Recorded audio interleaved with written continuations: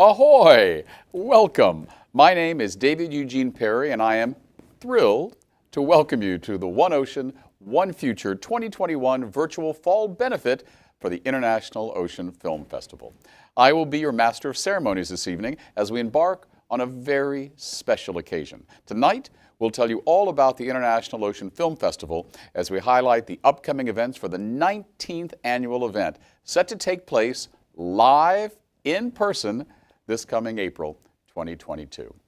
All of the proceeds from tonight's evening will benefit the International Ocean Film Festival's education programs, designed to reach more than 20,000 students across 5 states and counting, and more than 1,500 young people here locally in the Bay Area. With me this evening, my friend, Ana Blanco, Executive Director of the International Ocean Film Festival. She's going to tell us all about tonight's program, the education programs, and why we are here this evening, and what we can look forward to next April. Welcome, Ana.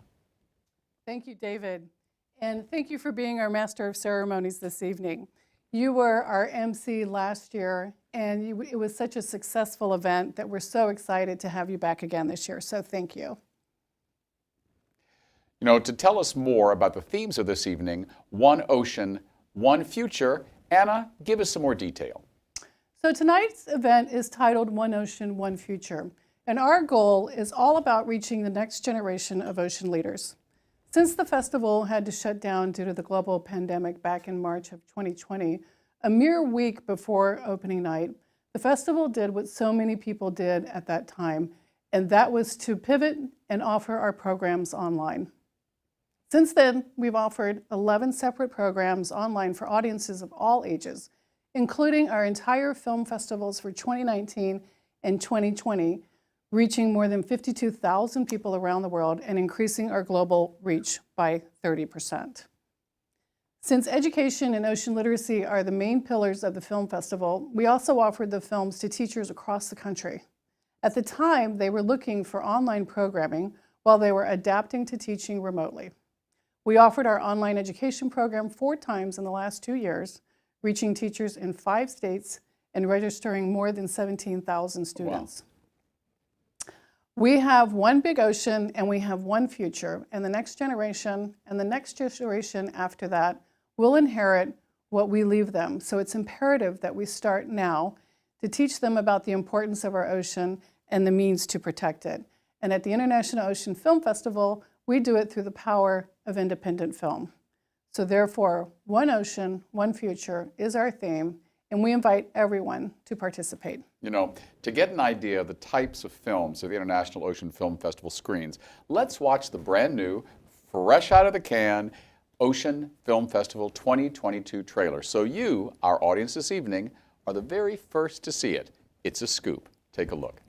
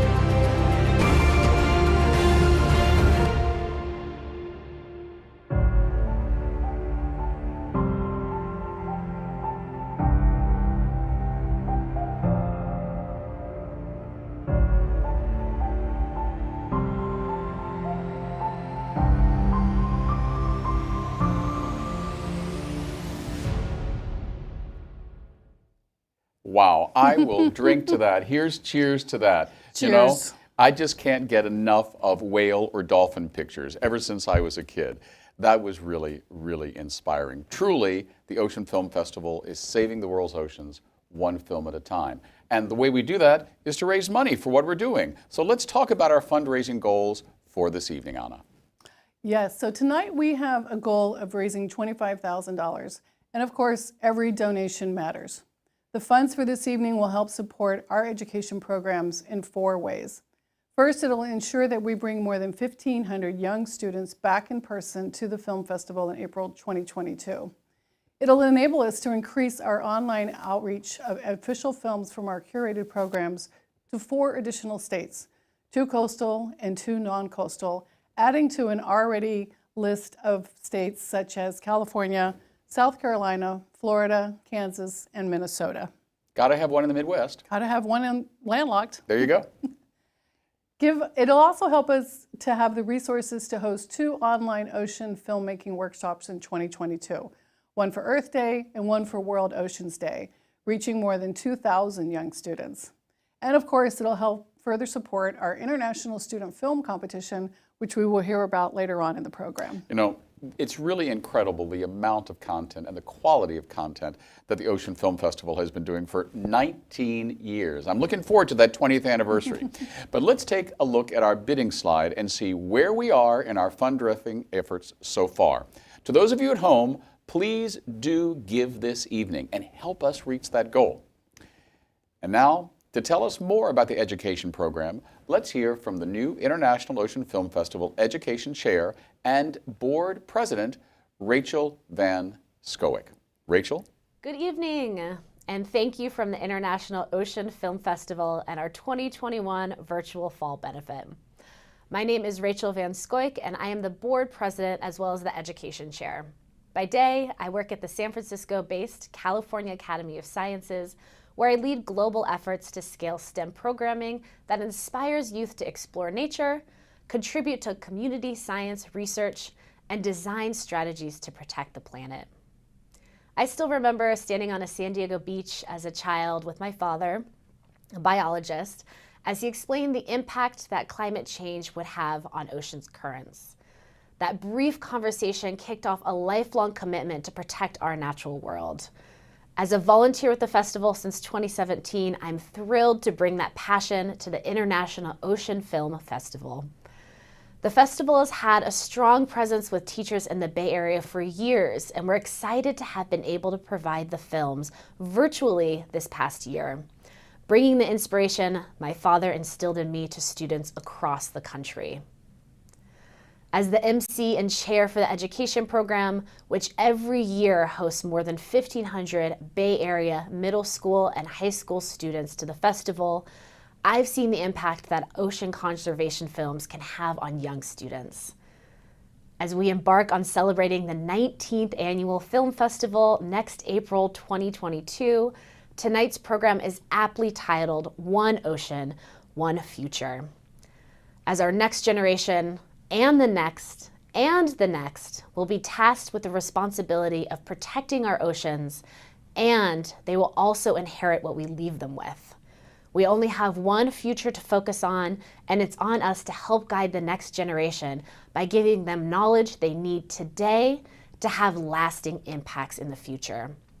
So tonight, we invite you to enjoy the program and support us in providing critical films and important dialogues, which will empower our audiences to navigate their future in a conscientious and sustainable manner, thereby protecting our ocean, the lungs of our planet Earth. And now I'm pleased to present you the following 2 trailers of amazing films that are currently under consideration for this year's festival. First, we have Bangla Surf Girls. This film is about 3 teenage girls who get a rare sense of agency over their lives when they join a surf club.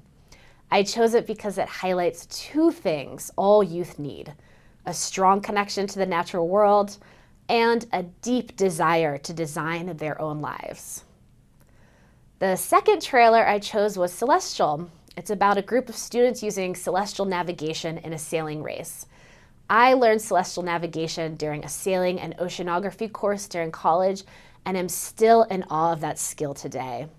Enjoy the program, and thank you for your donations.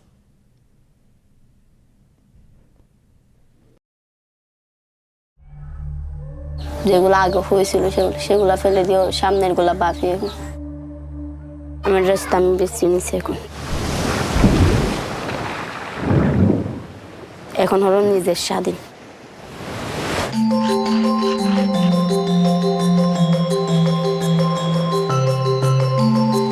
My name is Shabana. I am surfer.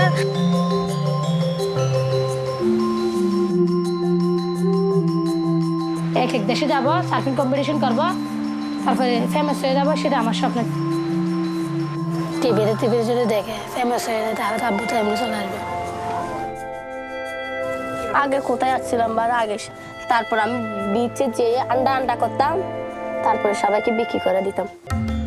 Surfing আমরা দেখলে তাকিয়ে থাকতাম। তো রাশেদে বলতেছে একদিন বান্ধবীরা surfing করবা, আর কিছু আসা না। আমি আমার আম্মুর মতো হতে চাই না, আমি আমার মতো হব। ডেলি না আমাদের ভালো লাগে আর মন সাগরের মধ্যে চলে যায়।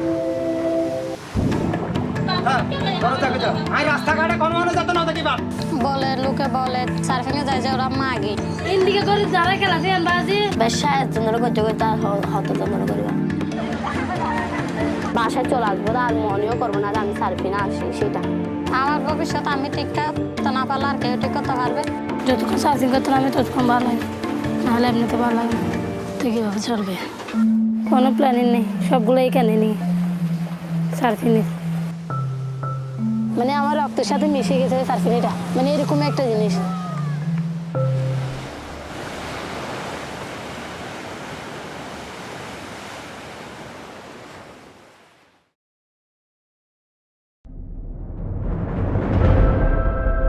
Celestial navigation was the only way to get around on oceans till fairly recently. The advent of electronic navigation, specifically GPS. The study of celestial navigation gives a much better understanding of the relationships between the Earth and the Sun and the Moon and the other celestial bodies. It's kind of surprising how little so many people know about that. The value in celestial navigation comes down to self-reliance. You're really out on the ocean and able to find your position and to get to where you're going all on your own. We are just about ready to get underway for the 2019 Marion to Bermuda race. And everybody is pumped.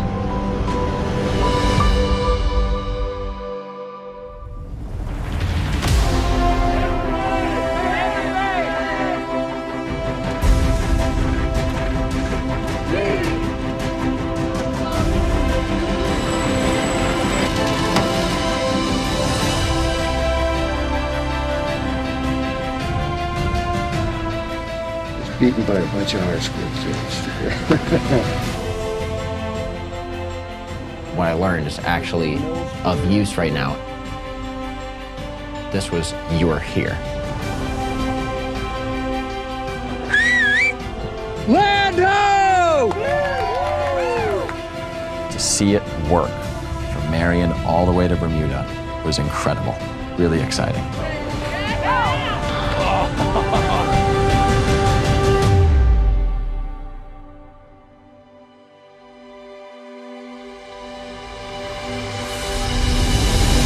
You know, I look forward to every film in every year's International Ocean Film Festival, but I have to tell you, Celestial just gave me goosebumps. It reminds me of that wonderful phrase, all I need is a tall ship and a star to steer her by. And Rachel is certainly right. The ocean is our lungs, the lungs of planet Earth. And what is more international than the oceans that bind us together? And our board is also very international as well. So let's hear now from a new board member, Olivier Jorda, someone very familiar with the world's film festivals. Olivier? Good evening and thank you for joining us. My name is Olivier Jorda and I'm honored and thrilled to be here. I'm a board member and the co-chair of the Development and Communications Committee, as well as co-chair of the Film Festival Committee. It could be said that I attempted my first scuba dive at age 3 in a port in Corsica. In truth, I toppled into the sea from the edge of the port while attempting to catch crabs. I was safely rescued from the bottom of the sea by my father. And despite it being a treacherous moment, it remains one of my earliest memories and began my fascination with the underwater world of the ocean. Ever since, I have been captivated by the ocean. The ocean means so much to me because it is the biggest unknown on Earth, a source of great mysteries and beauty. But also, and most importantly, the ocean is absolutely critical for the survival of all species on Earth, including ours, the human race. I currently work in the tech industry with Oracle, leading Oracle's global strategy in the media and entertainment industry. My experience with film festivals began when I was in college in France, and I worked with a team of students to organize the Grand Prix de la Jeunesse Award, where young people between 15 and 25 voted for the best French film of the year. And that year we had 300,000 voters. Ever since then, films have been a strong part of my life, and I appreciate the impact they can have on people and society, especially when it comes to documentaries like the ones we screen at the IOFF from around the world. Your support this evening will help us continue to provide important ocean-inspired films to our young audience. In fact, just a couple of weeks ago, I watched one of our films about sharks at the Patagonia store here in San Francisco. It was so motivating to me. I took my first boat trip to the Faroe Islands, located about 30 nautical miles west of San Francisco, where a community of sharks lives. A magical experience. I've selected the following two trailers to share with you. The first is from the film Ocean Solutions, a very powerful and very important film, because it features solutions to some key ocean issues we face today. The film features Brent Smith, the ocean farming pioneer, whose vertical kelp and shellfish farms can transform the way food is produced. The second trailer is from Resurrection Artists, about an artist who drowns during a body surfing accident and comes back to life, and how art helps him come back with an audacious goal to surf within a year. A truly remarkable experience and documentary about how the ocean can both impact and heal us. I hope you enjoy them both, and thank you for your support this evening.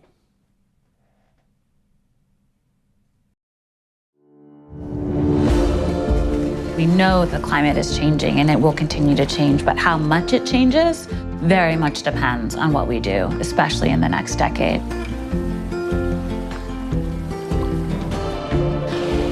1 out of every 2 breaths of oxygen is coming from oceanic plankton. The ocean is our very best carbon sink, and we need to figure out a way to stop having the ocean carry such a load for us. I was working at the height of industrialized fishing, tearing up entire ecosystems, chasing fewer and fewer fish further and further out to sea. And that moment of crisis and failure was probably the most important moment of my life, choosing whether I head back to land or do I go and figure out how to build a climate resilient farm out there.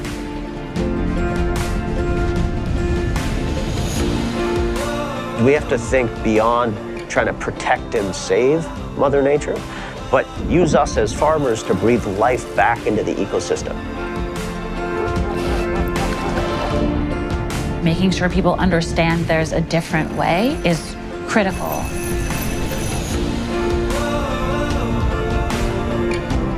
We're at this point in human history where we all need to look at what skills we have and what we're good at and how we can use those to be a part of the solutions that we know are needed. I want it to be safe. I want it to be healthy. I want it to be restoring nature instead of destroying it. This is the way that I want my food to be.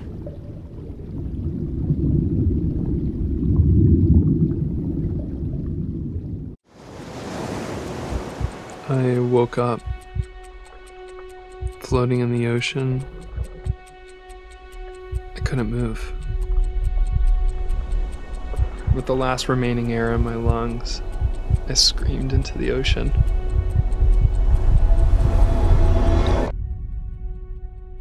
I probably had been dead for about 10 minutes. While body surfing, I'd hit my head and I'd fractured my neck and injured my spinal cord. I was an artist, a surfer, and a medical doctor. Even before this, I sought out challenging experiences. What's going to happen with my body? Will I go back to practicing medicine? Will I get back in the water? I don't know what's next.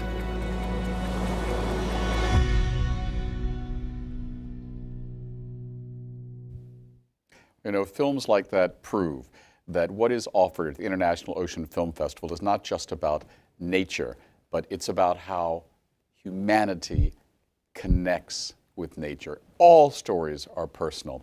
And you know, for me, there's no place more personally beautiful than the island of Hawaii. My husband Alfredo and I love to get there. A little thing called the pandemic kept us from getting there this past year, but we're going to go back. And I know the next person we're going to speak to is someone who knows all about Hawaii and feels an equal passion for it. Here to join us in person is our new board member, Nicole Esters. Nicole, welcome. Thanks, David. My name is... Oh, I'm so sorry. You know, go ahead and say, tell us all about yourself and why you're passionate about the festival. So my name is Nicole Esters, and I am the board vice president of the International Ocean Film Festival. My day job is Senior Director of Development at Conservation International, working to connect nature and people for the benefit of both. I work with colleagues in over 30 countries towards the goal of sustainably managing our planet's natural resources for future generations. And while I work to support initiatives from the rainforests of the Amazon to the rangelands of sub-Saharan Africa, the oceans have always held my heart. And so joining an organization like the International Ocean Film Festival is perfect. I'm surrounded by people who are as passionate and committed to the oceans as I am. I am particularly proud of our commitment to the future, and the Ocean Education Program is that commitment, working with teachers and their students to increase ocean literacy. And sorry for the pun, hook 'em while they're young. I sincerely thank you for supporting us, the teachers and the students. We hope you continue to show your support by giving this evening. I am excited to present these next two trailers. First up is Waterman. Before I moved to Oakland, California, I lived for 9 years in Honolulu, Hawaii, and first learned about Duke Kahanamoku. As the years went by and I learned more about Duke, I was astounded by just how much this man did, not just for Hawaii, but for the country and across the world. The second trailer we have that is special to me is Into the Blue, The Wonders of the Coral Triangle. For 10 years, I worked with the countries of the Coral Triangle: Indonesia, Malaysia, Papua New Guinea, Philippines, Solomon Islands, and Timor-Leste, or East Timor. Nicknamed the Amazon of the Seas, the Coral Triangle is a global center for ocean biodiversity, and there is no other place like it on the planet. After 3 years of looking at thousands of pictures, I was finally able to see some of these places in person. And as I floated in front of this massive coral wall, I screamed in delight, forgot to breathe, and promptly started to hyperventilate. It was an unforgettable dive for several reasons. Into the Blue is a beautiful film, and it takes me back to the beauty and the splendor of the Coral Triangle region. I know you'll enjoy it too. Let's take a look.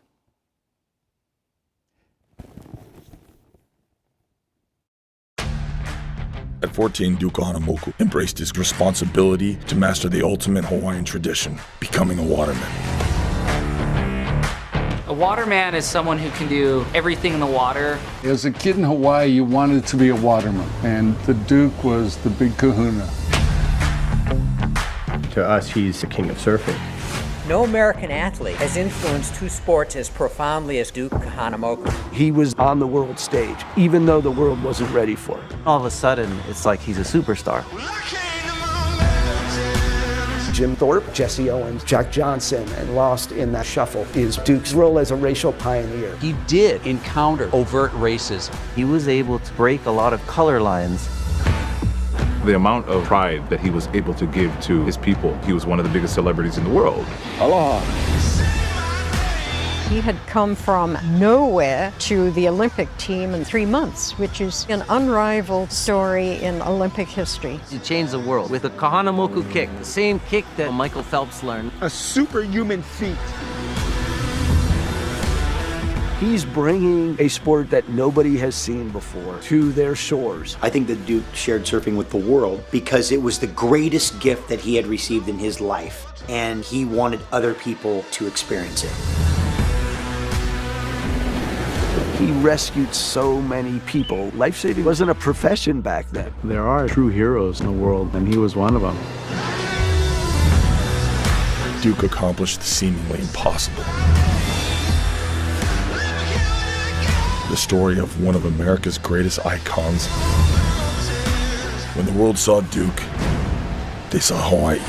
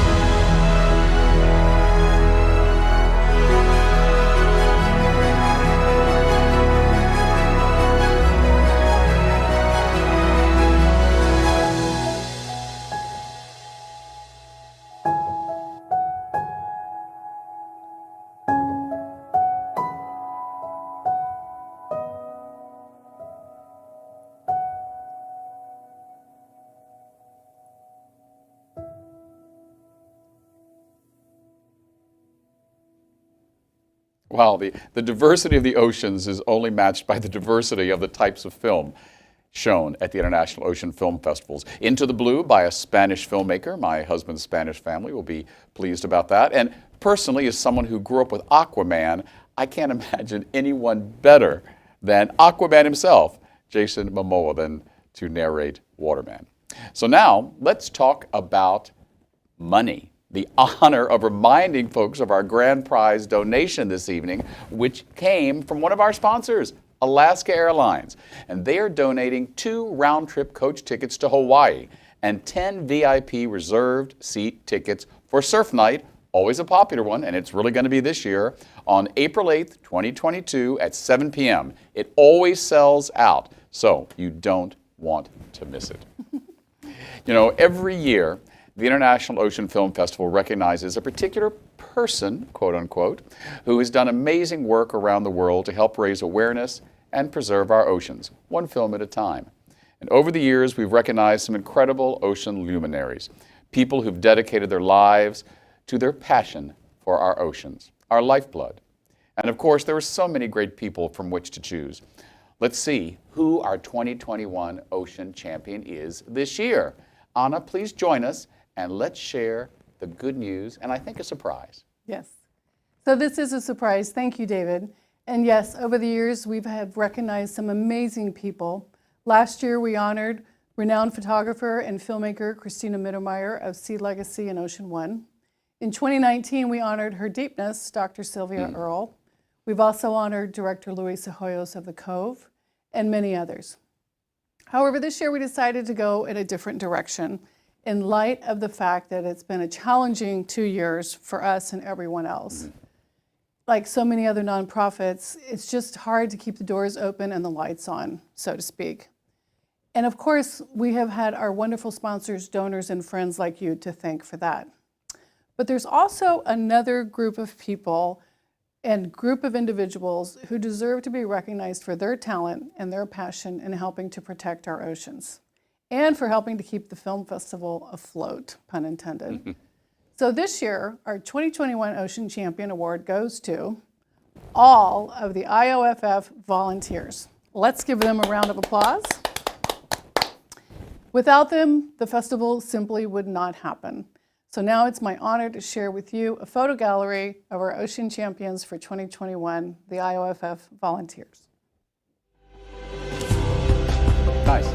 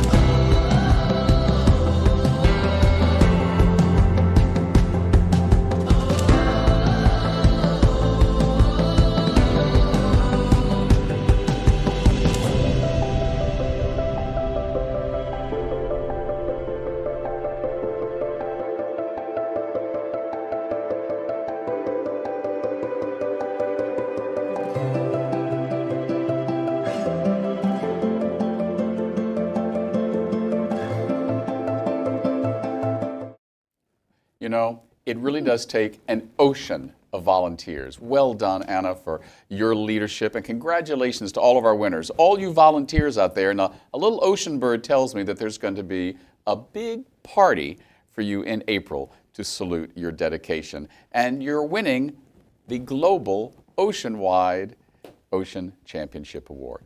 And now, let's invite to the screen Javi Flores. Good evening. Thank you for joining us tonight. My name is Javier Flores. Everybody calls me Javi or Xavi. I'm excited and very honored to be here. I am a board member and the chair of the Development and Communications Committee, as well as a board treasurer. Currently, I work in venture investment with an absolute focus on tech-driven solutions towards a better future. I grew up in Mexico by the sea. Almost every holiday or long school break, my dad, uncles, cousins, we would go camping and fishing to the beaches of what today is known as Riviera Maya. Many times we would ride the boat to the reef, and us, the kids, would jump off and explore using only a mask and a snorkel, while the adults would harpoon that day's dinner.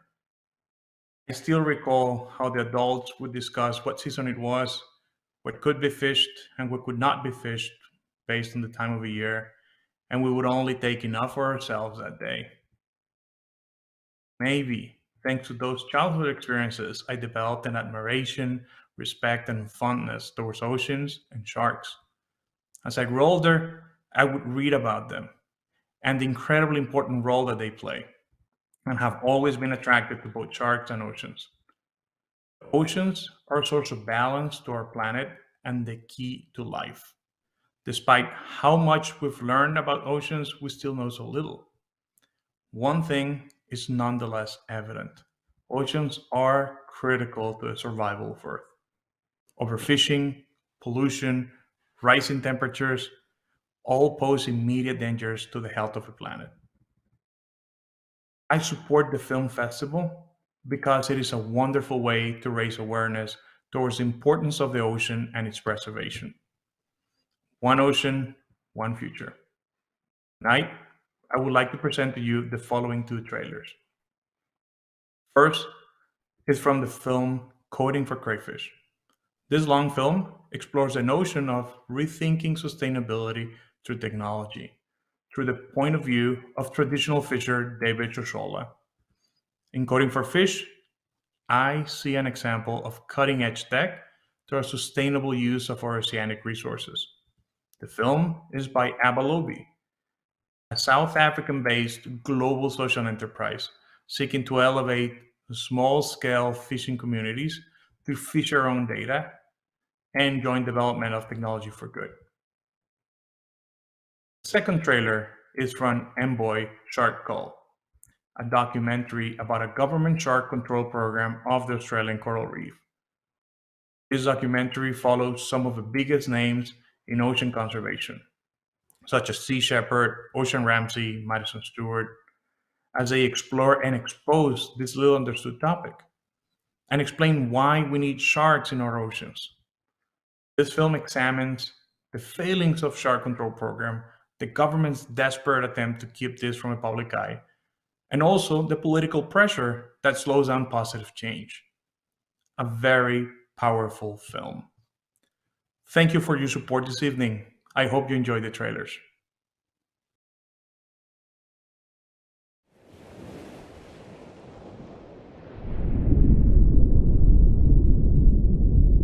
Our whole lives, we've been taught to fear them.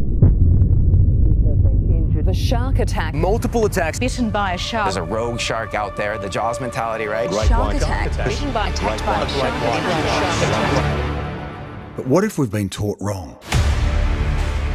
My first time swimming with a tiger shark was on the Gold Coast, and she was literally taking her last breaths in front of us. For 83 years and counting, we've been running the world's longest marine cull. It is just off our coastline, but it's so hidden from the public.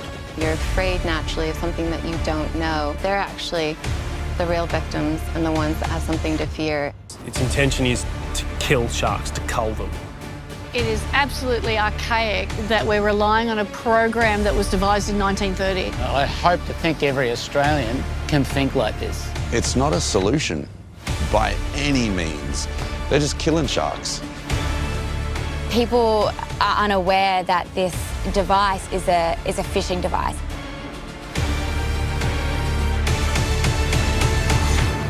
We're killing in the Great Barrier Reef Marine Park. I think once people realize what's happening, how senseless the killing actually is, I think they should be outraged about what is happening to Australia's beautiful natural resources. We're the government and we are keeping you safe from this big scary thing. They have no education in, no background in, and don't know what they're doing. It is in effect a gag order, and it's near impossible to get any footage underwater. Observations and concerns about the safety of the operation and potential jeopardy that you put.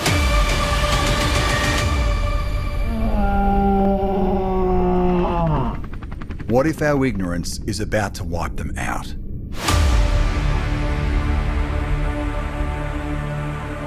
There's a good chance this documentary may actually start its own feeding frenzy.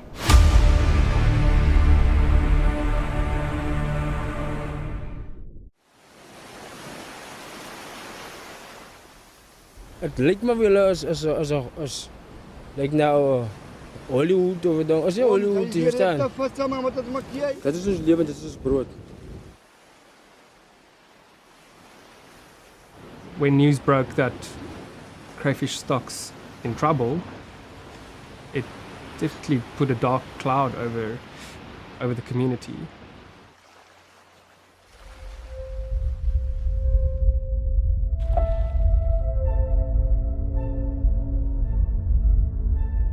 Small-scale fishers in South Africa, they're in crisis. They're grieving. It's like someone who have no identity. Being a small-scale fisher, it's a hard life. My grandfather was a fisher and also my father, so I'm a third-generation fisher. For some kids, there was beautiful cars and the trains. We play with rock lobster. I never thought of my food as a prime export. Very heavy commercial exploitation in the 50s and 60s. That's what pulled the population way down. It's a high-value commodity. High-value commodities attract high levels of illegal, unreported, unregulated fishing. It is big business among criminal gangs. They keep fishes in that vicious circle of poverty. Closing the fishery is not an option. Yet there is technology available to really try and break out of the cycle. Daar is nou hoop vir die vissers. Daar's nou 'n stem vir die vissers want ek het data. From traceability to market empowerment, we're really crafting what sustainability looks like. Never before have you actually been able to trace the fish back to its true origin. They're simple technologies, but they're integrated and interconnected. Through Abalobi, I can feel that I am moving somewhere. Ek is meer in die vicious circle of poverty. It all starts with this West Coast rock lobster pilot. Let's see if we can break cycles which have been entrenched and are driving this fishery potentially towards collapse. And we need to do that now.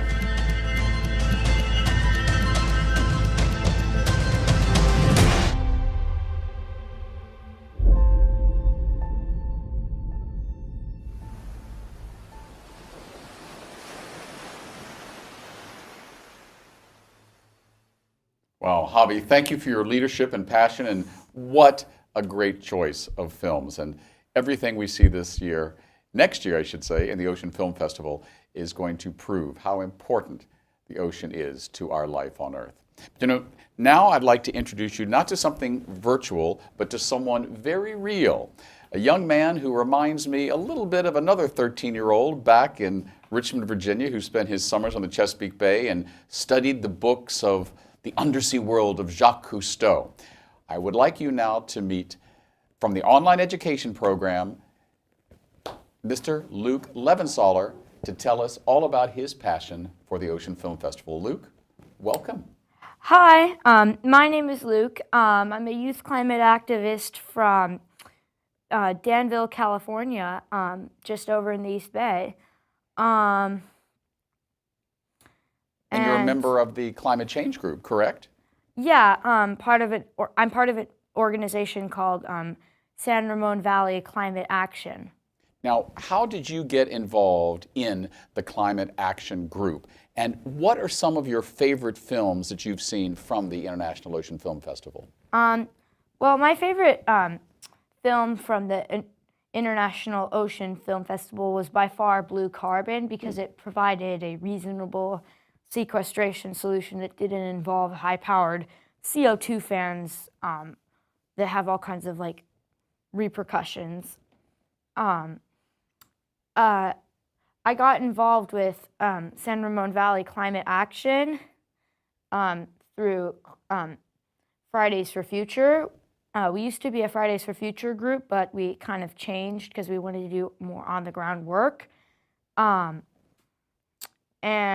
yeah, we do climate strikes every Friday and talk to Bay Area leaders to help them make better climate action plans for the ocean and for land ecosystems. So tell me, what do middle schoolers today think about the oceans? Are they all as passionate as you are about saving our oceans? What worries them? Well, many middle schoolers I've noticed, they are extremely passionate about the ocean. Ocean ecosystems even affect our fashion. Like, Gen Z really cares, but I think that we definitely need more education programs like the International Ocean Film Festival to further educate kids our age and protect them from things like shark phobia and fear of kelp. Huh. It's actually a real fear. Well, you know, that's interesting. You were talking before we started about having dived and swum in the kelp beds of Monterey Bay, but I understand that you also have a story about the 7-gill shark on San Francisco Bay. Tell me about it.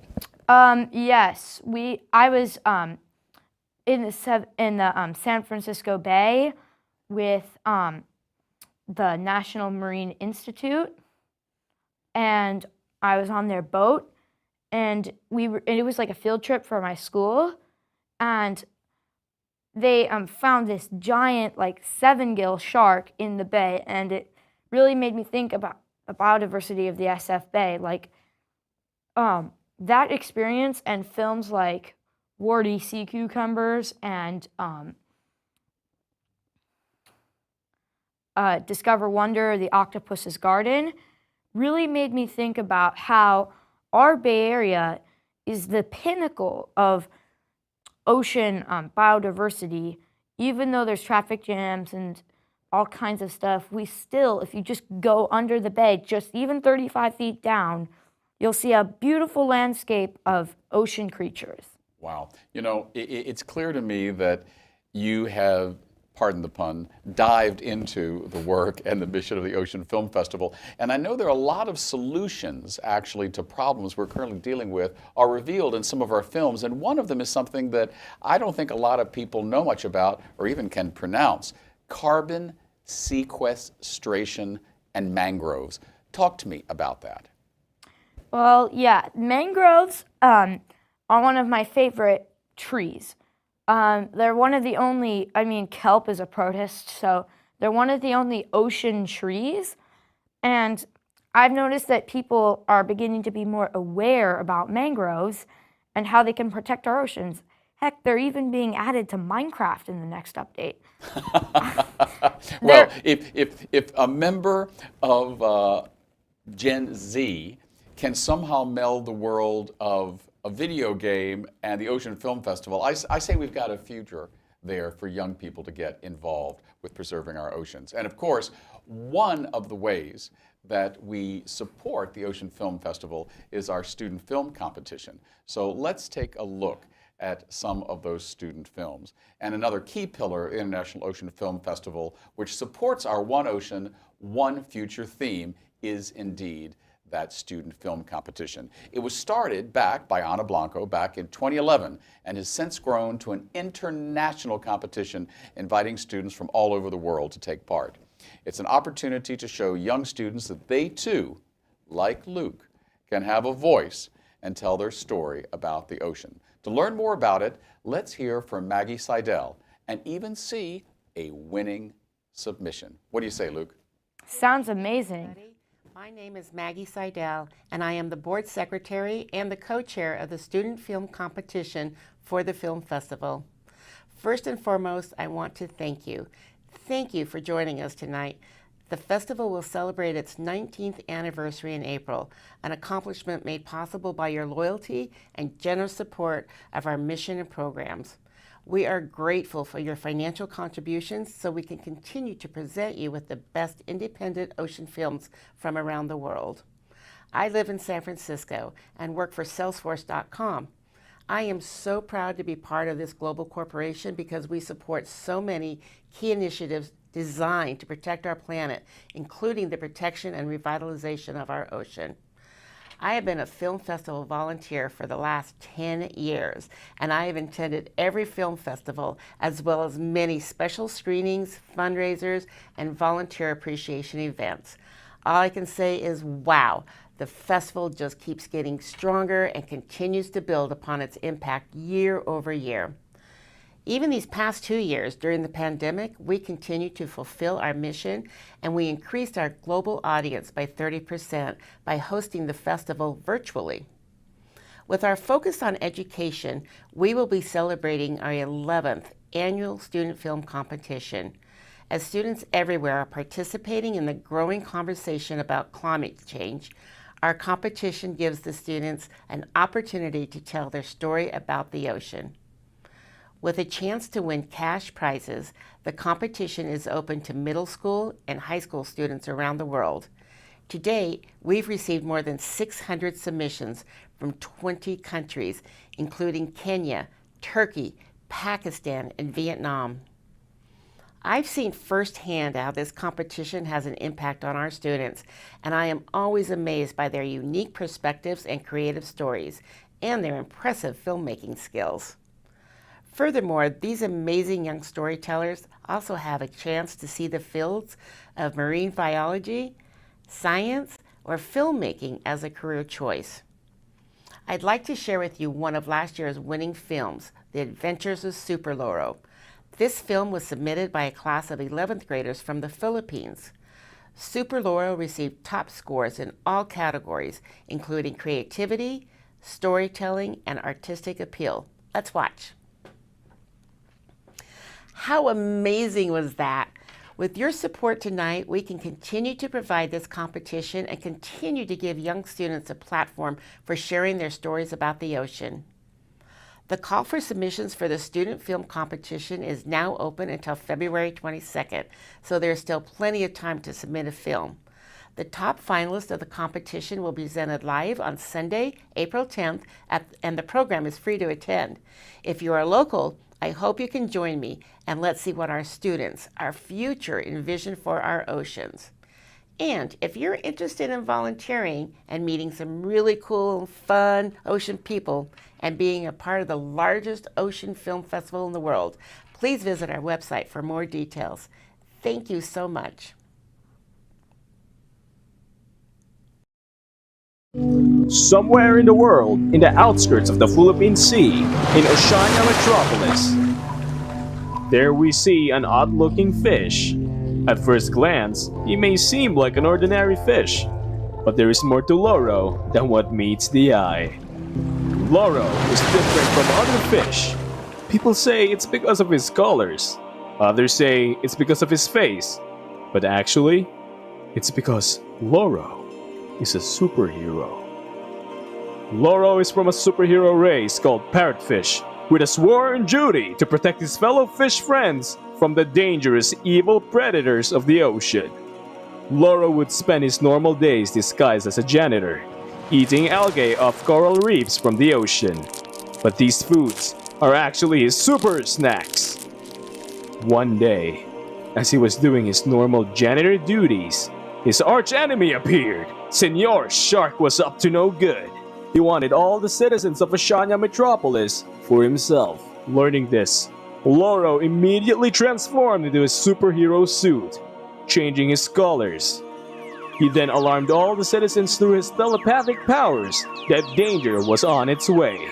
He evacuated all the citizens out of the town and had his confrontation with Senor Shark. But as strong and mighty as Loro was, he was no fighting fish. However, he had more tricks left in his sleeves.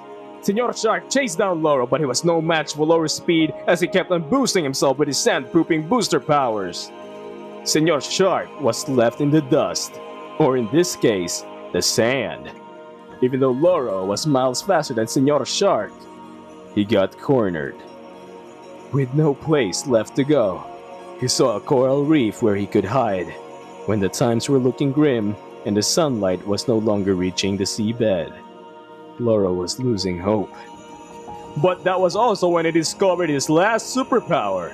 With his mucus, Loro puffed and blew a super bubble, erasing his scent from Senor Shark. Loro was able to escape Senor Shark, who sadly left Oceania Metropolis with a hungry belly. To this day, the fish of Oceania Metropolis still thank and honor Loro, the parrotfish that saved their lives, for his services as their janitor. Loro swears to protect the peacefulness of his city and keeps his promise until one fateful day. There is one enemy that even the parrotfish could not defeat. Humans hunt down Loro's kind, the parrotfish, for food. They steal away their responsibilities of protecting and cleaning the coral reefs. As algae bloom and spread throughout the ocean floors, they end up becoming toxic for our ocean friends. Algae use up too much oxygen, stealing from our fish civilians. As they deplete more and more oxygen when they bloom and block off sunlight for the fish, they end up killing our fish friends due to the lack of oxygen and nutrients. But that is where our local janitor superhero, Parrotfish, swoops in to save the day. Parrotfish eat algae for their diet, removing the harmful algae from our seabeds and coral reefs. Loro's doing his best to protect the ocean, But he can't do it all. He needs help. From who, you ask? From those who have the power to show kindness to marine life, and that's you. Will you join us and Loro to help protect the ocean? Assemble! We shall keep our waters safe. Let's save Loro and his kind. After all, we can't eat the algae ourselves, can we?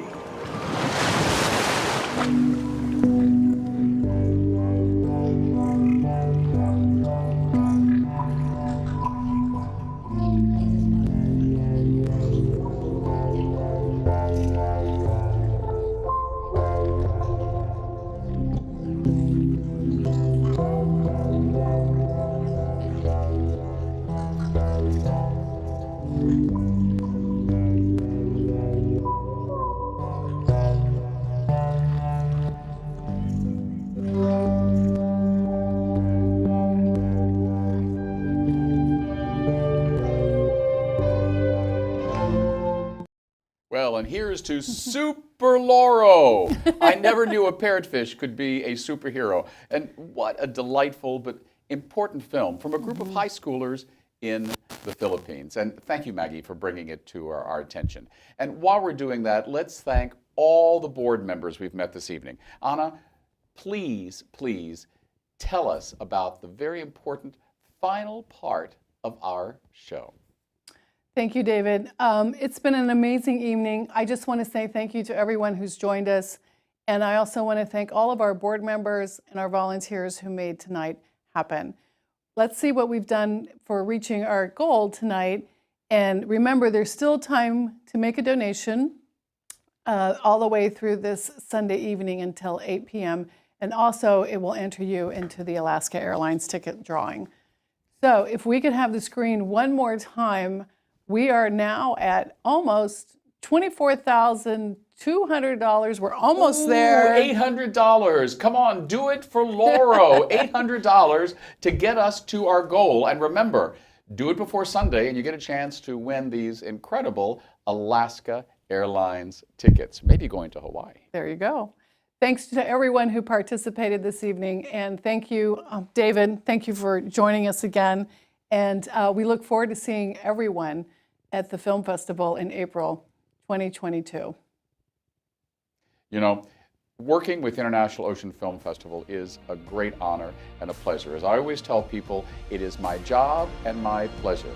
And there is nothing that I enjoy more than seeing a film about the ocean, spending time with Anna, and as we like to say, saving our world's oceans one film at a time. And Anna, I think you've got some more information for us here. Yes, I do. As a matter of fact, there's one last announcement for this evening. We were recently awarded, for the very first time, a 2-year, $40,000 grant from the Dr. Seuss Foundation to help with our education program. So it will expand our education program. So any donations you've made this evening, you will be in very good company. Thank you so much. We look forward to seeing you in April. I know we've had some fantastic support from folks out there. Thank you, Samir. Thank you, Shannon Carey. Thank you, everyone who helped participate this night. Thank you so much. We really appreciate it, and we'll see you in April. And reporting from the stage of someone, a group of people that we couldn't do it without, special thanks to Anita Casalina and her incredible crew here at the San Francisco Media Group. Known before as Beyond Picks, but now find them at the San Francisco Media Group. We couldn't do it without them, and here we are on their stage. From their green screen to our blue oceans, this is David Eugene Perry. Ahoy and good night.